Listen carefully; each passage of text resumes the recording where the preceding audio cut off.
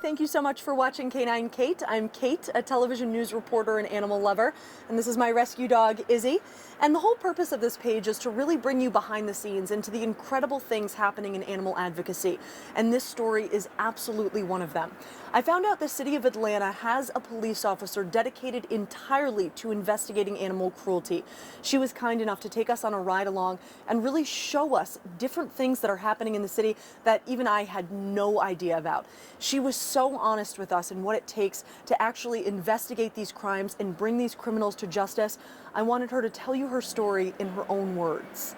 Also, show me around to Superior Court Room 3, Frank. We get our calls from everybody. We get them from email, we get them from social media, we get them from other officers. Last week, Friday, I was on my way to work and a Zone 3 officer contacted me. And he said, hey, we got this guy over here. We were on a separate call on McDaniel Street. We saw a dog getting kicked across an intersection. And all 3 officers witnessed that. He said he was just kicking it, and it was up on its back with its paws in the air.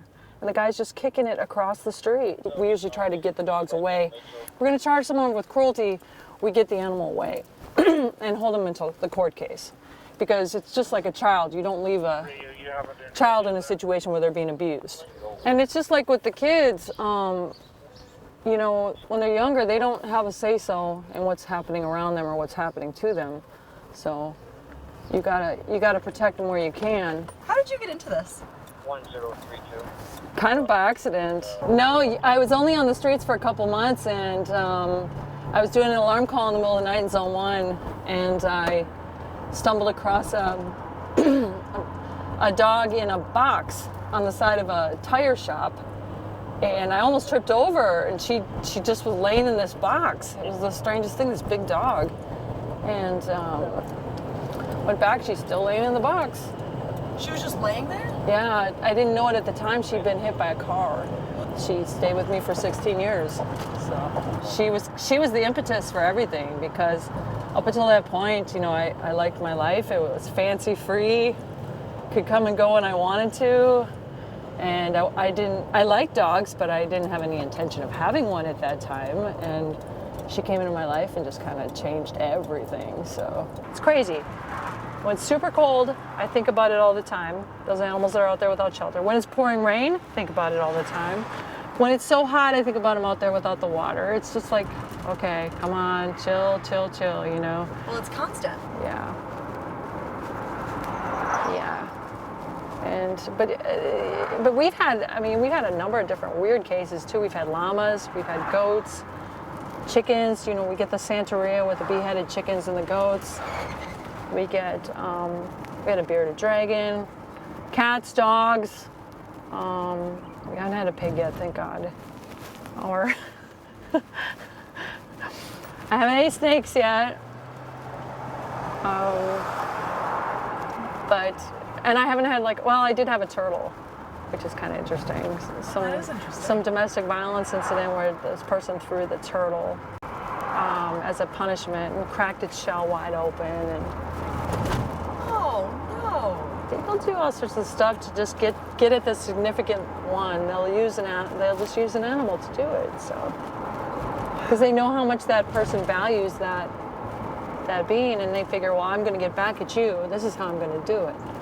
So it's not like, why don't you just go out there and scrape their car up or something, or flatten their tires? No, but this is a living being that you're messing with. It's very rare when we find somebody without some kind of violent history already by the time we get to them. With domestic violence, with ag assault, with obstruction of law enforcement. When we can educate these kids or talk to them about chaining or good food or water or shelter, just the little basic things, we don't get them heavy, you know, we don't do heavy duty stuff with them. Or we check them on behavior, because there are children out there that are, last week, we got a call from a woman had witnessed a 9-year-old beating on the family pet outside. She had heard some yelling and squealing and screaming, and she looked outside and saw this kid with a broomstick just beating on this little mixed brindle pup, and she she said she yelled at him, cut it out, and the dog had run under a deck and he was still poking it with the stick. So she yelled at him again and he went back inside the house. Well, 10 minutes later he comes back out and he picks up the chihuahua and he's choking the family chihuahua like this and then throws it on the ground. And we knew that we needed to go over there and address this with the mom and the child. We had to talk with him on his, his level about that. We found out he was being bullied at school. So sometimes you take out when you're when you have that powerless feeling, you take that out on something that's more powerless than you. So we were able to talk to him about being kind to the family pets and how, this is what happens. You get the police out here when you're doing something like this. He keeps doing this, or she keeps doing this, and eventually they might move to human beings. It's just, it's it's called the link. So the chief took a leap on this because a lot of the public and a lot of even our department, I think they just thought, well, you're going around petting puppy dogs and kittens all day. When they didn't realize that the crimes that are committed against that, the people that are committing them have already got stuff going on and they keep doing stuff. So if we address this, it was like a win-win for everybody. Not only that, but it was the public safety issue. 2 children that were mauled in Zone 1, where Logan died. And so that was a huge thing, was that we got to find a way to educate some of these kids on animal safety. Not only that, but address the problem with loose animals in the city, which has been going on for years. This particular house here, it's this one right here, last spring, Zone 3 officers got a call of shots fired from this block. He was probably up here, closer, when he heard another shot come out from right behind the house, like while he's out here. So he called more units in, and you probably can't see much. I'll turn it around. So anyway, they surrounded the house. They went in the back, and there were 2 guys back there, and they had guns. And so they immediately demanded, drop your weapons. They dropped the weapons. They got the guys in custody. There was cocaine. They had the guns, one of them which was stolen. Well, the officer's back there, and he started to look around, and he saw what looked like a pit around, it had the canvas around it with the sticks. And he's like, and then he noticed probably 40 to 50 roosters. And he said to himself, this isn't looking right. So they contacted me and he said, you know what, I think we got some kind of like maybe a cockfighting pit going on back here. So I said, okay, let me come on out. And I came on out and we were walking the property, like out in plain view, and behind the shed back there were several dead ones. And a couple of them had what's called the moleskins attached, which is on the legs, which the gaffs, which are the blades, attached to those. But the blades weren't on them, but the moleskins were. So that gave me enough probable cause to go get a search warrant for the property. Because when I see that, I know that I've got signs of cockfighting. When we did the search warrant, we hit the mother lode. We went in there and we found a logbook of names and numbers, which is excellent, because that leads you to more people and more possible crimes. We also found a box filled with the gaffs, the blades. There were just blades lined up in this box, and some of them still had blood on them. We found an egg incubator, and we found eggs on the outside, out in the back. They had like a pool table set up. It was a party scene, like hundreds of beer cans just strewn out there. It was just a big old party scene. That is nuts. Yeah. Right here in the city. This is right in the city. I mean, yeah, this is the middle of the city. Yes. And this is going on. Yes. And we went back there, we found red Filipino viper, we found syringes. There's different drugs that you can use to inject a bird that will cause them to be more frenzied or more into the fight, you know what I mean, to boost their... We found those, which are indicative of the cockfighting. We found eggs with prize fighter names on them, or the good stock, like who the descendants were. It's crazy, right? ICE and Homeland Security was. So by the time all was said and done, now a lot of people don't know this, in Georgia we don't have a cockfighting statute. We have a dog fighting statute, but not a cockfighting. Oh my gosh. But it is illegal gambling. So what we did is, with the prosecutor's help, we took the aggravated cruelty to animals. So we found a bunch of dead birds also in a carpet pile back there. But we took what we could, the ones that weren't so decomposed, we could take them for necropsies to find out how they died, because we had to prove that. We knew probably how they died, but you still have to prove it in court. So we had the nexus of the illegal drugs, the guns, and the gambling, which is now a RICO statute. Whoa. So that kind of went right here in the city. And that happened right here. Mm-hmm. I mean, this is really the middle of Atlanta. Yeah, absolutely. Wow. Like, some of them will lead to bigger crimes, and some of them will be just as simple as you saw a dog dragged down some steps, or somebody's concerned, because we do get the domestic violence calls, though, where they use the animal against the woman, where they'll be choking it or throwing it against. We had a Yorkie that was killed, was thrown against a door because the guy, he wanted to get into her phone and he wanted to borrow her car, and she didn't want that. And so he picked up the Yorkie. Her Yorkie was 3 years old, and threw it against the door and killed it immediately. It's kind of rare that it just happens with one thing. If you look around it, there's usually more. Wow. So our definition with felonies, if you notice the statute, it keeps saying maliciously, maliciously, maliciously. So it's with intention that what you're doing. And we're kind of fighting that cat case right now, because the cat abuse case where he kicked the cat, because the state refuses to charge it as a felony. And we've had... Wait, that video of the cat? They're not charging it as a felony? No. We have fought.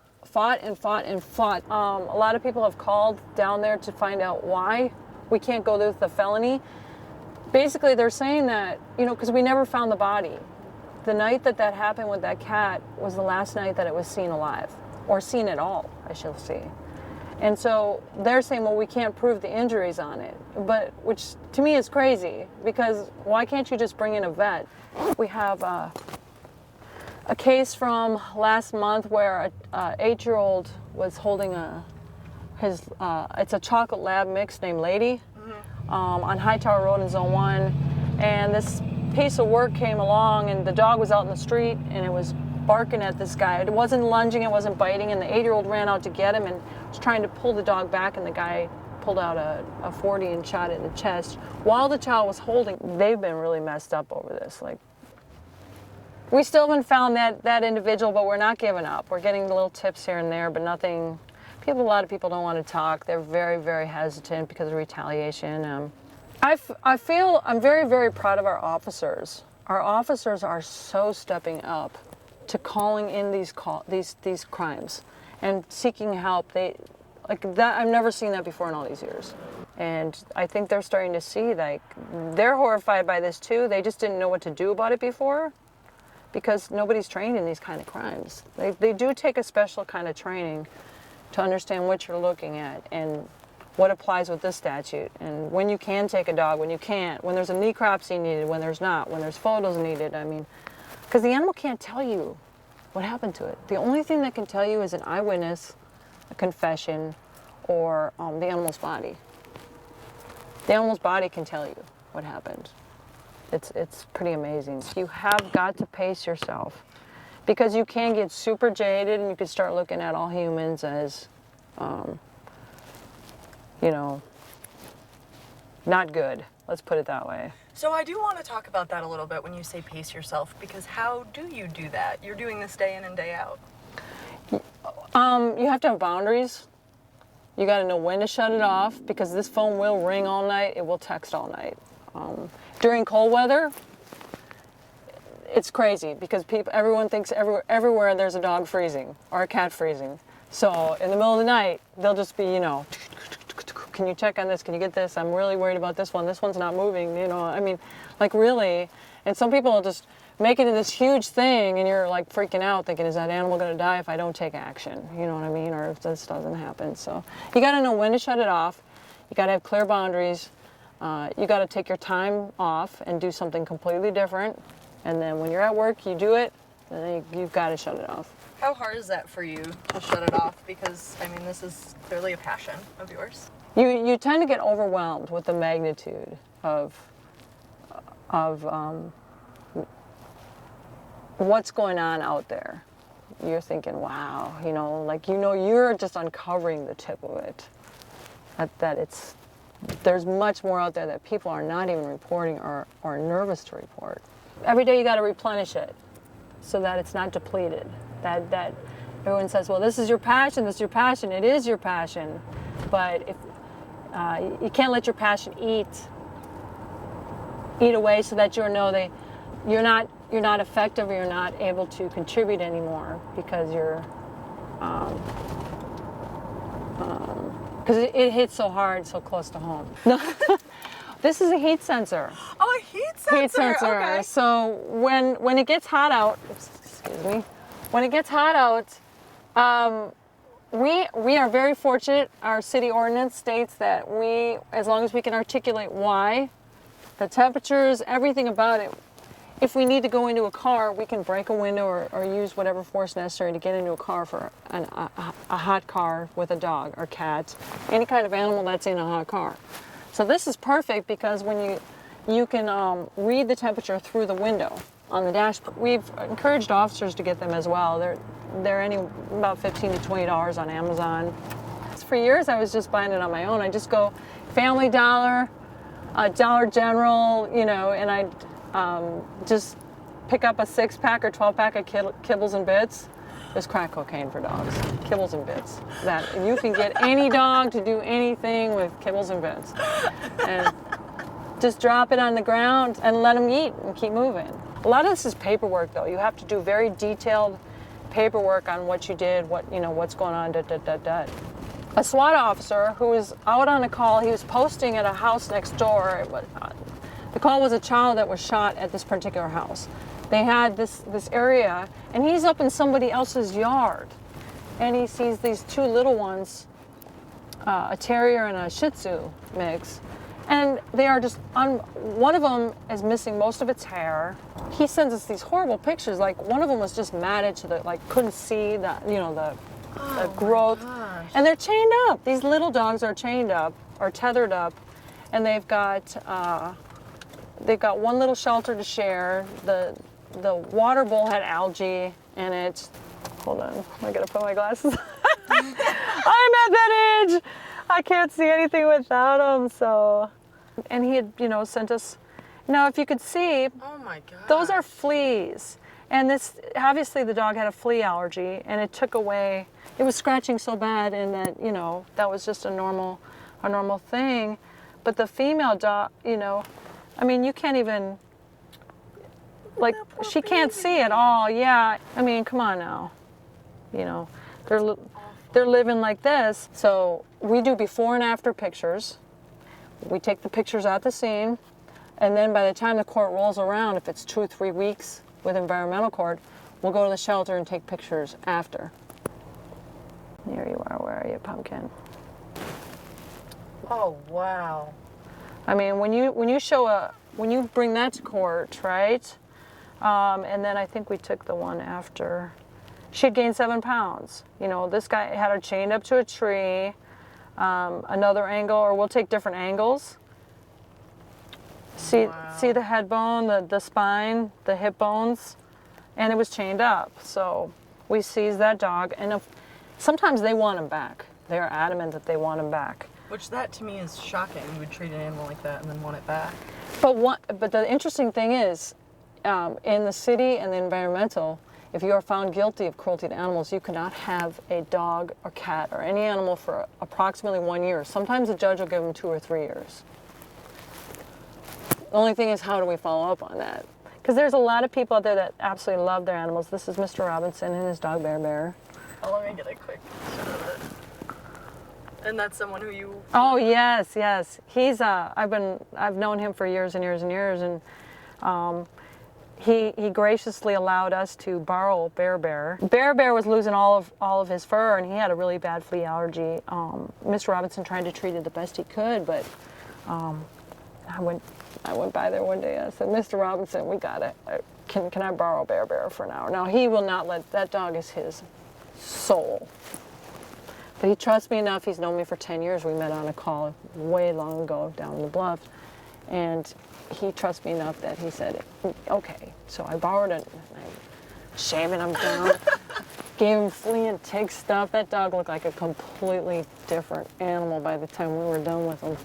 And got him back in, hour and a half. And Bear Bear was like, What did you do to me? This is a really nice guy. He takes care of the church up here. He loves his dog to death, but she had severe skin allergies. He tried Benadryl. He tried all sorts of remedies. He can't afford a lot. He can't, when you take him to these vets and they want to give him all these shots. Oh, it's so I'll expensive. see if Leah's back there. She stays behind the church here. I'll just peek, see if she's back here. We gave him some new stock. And it's just like I said, it's just stuff that you can use on the street, because what do? They use motor oil. Motor oil is they believe that if they put motor oil over the animal, it's going to kill all the fleas. It's an old wives' tale, but it's very prevalent in community. I'm not a vet, so I can't tell you what's wrong, but we can offer some remedies that will help with that. So I'm just going to take a peek see if Leah's there.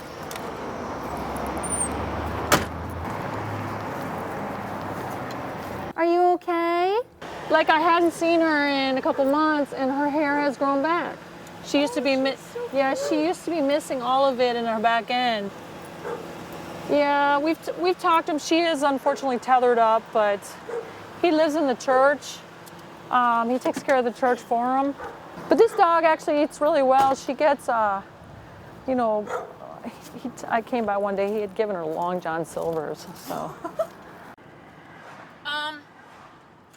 When we get somebody who's particularly heinous off the streets for even a couple hours or a couple days, that gives me satisfaction, because I feel like they can't hurt anything else, at least for that time period. Because there's two different types of animal abusers as far as, what I'm seeing. There's intentional ones, and then there's neglectful ones.